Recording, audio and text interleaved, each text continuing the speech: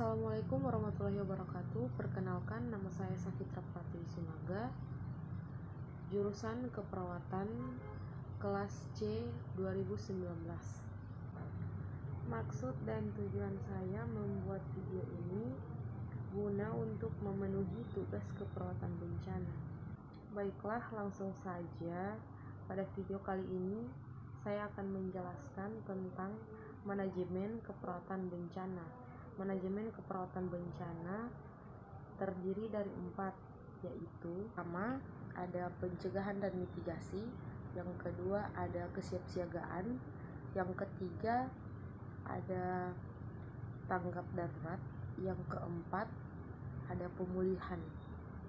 Definisi pencegahan dan mitigasi berdasarkan Undang-Undang Nomor 24 Tahun 2007, yaitu pencegahan adalah serangkaian kegiatan yang dilakukan sebagai upaya untuk menghilangkan atau mengurangi ancaman bencana.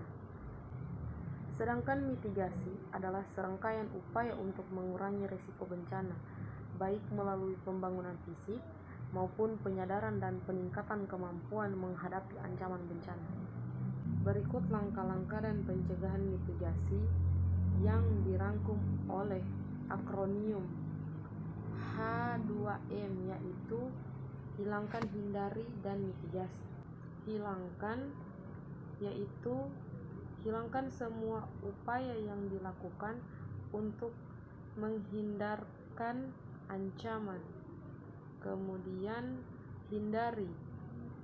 hindari upaya menghindarkan masyarakat dari ancaman dengan cara menghilangkan kerentanan yang diakibatkan adanya bencana.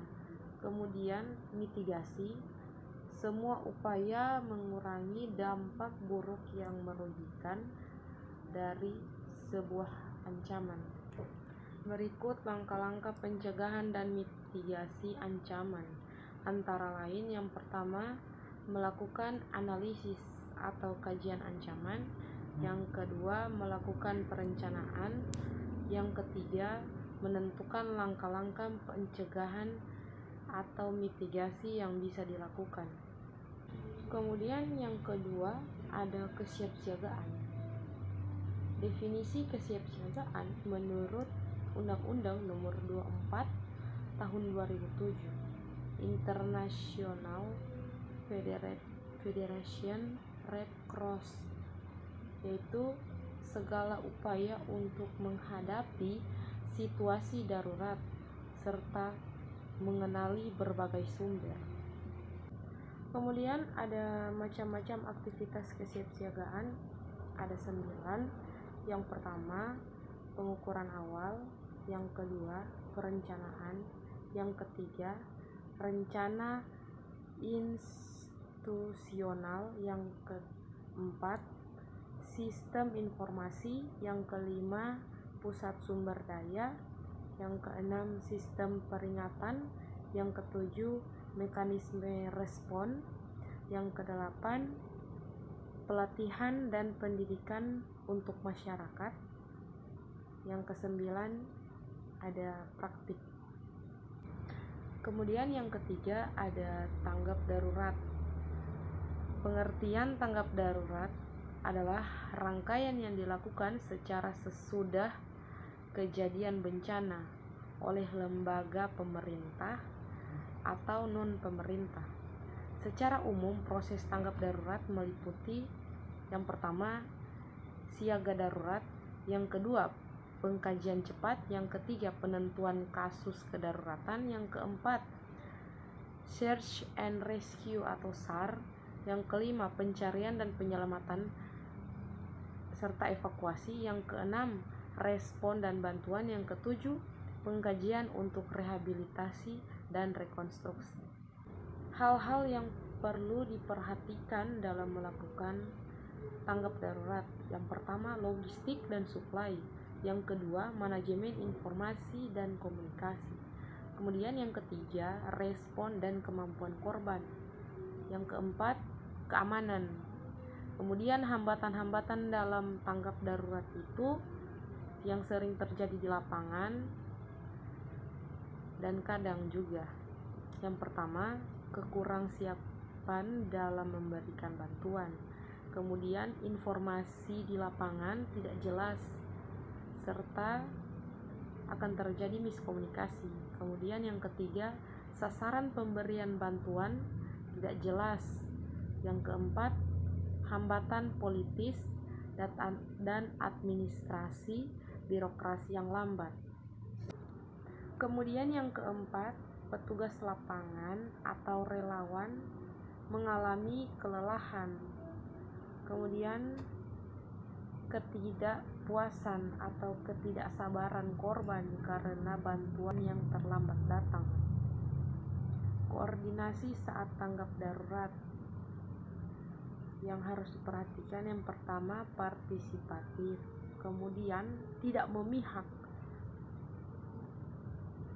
yang ketiga transparan, yang keempat berguna. Nah, kemudian ada rekonstruksi. Rekonstruksi adalah perumusan kebijakan dan usaha serta langkah-langkah yang tercantum baik konsisten untuk membangun kembali secara permanen semua sarana dan prasarana yang ada di daerah yang terkena bencana. Nah, yang terakhir ada pemulihan. Di pemulihan ada rehabilitasi pasca bencana. Nah, rehabilitasi pasca bencana adalah perbaikan dan pemulihan semua aspek pelayanan publik atau masyarakat sampai tingkat yang memadai pada wilayah pasca bencana dengan sasaran utama untuk normalisasi. Kemudian ada ruang lingkup pelaksanaan rehabilitasi. Yang pertama itu perbaikan lingkungan daerah bencana. Yang kedua, pemberian bantuan perbaikan rumah untuk masyarakat, perbaikan sarana dan prasarana umum. Nah, kemudian ada pemulihan sosial psikologis, pelayanan kesehatan, rekonsiliasi dan resolusi konflik. Kemudian ada pemulihan sosial ekonomi.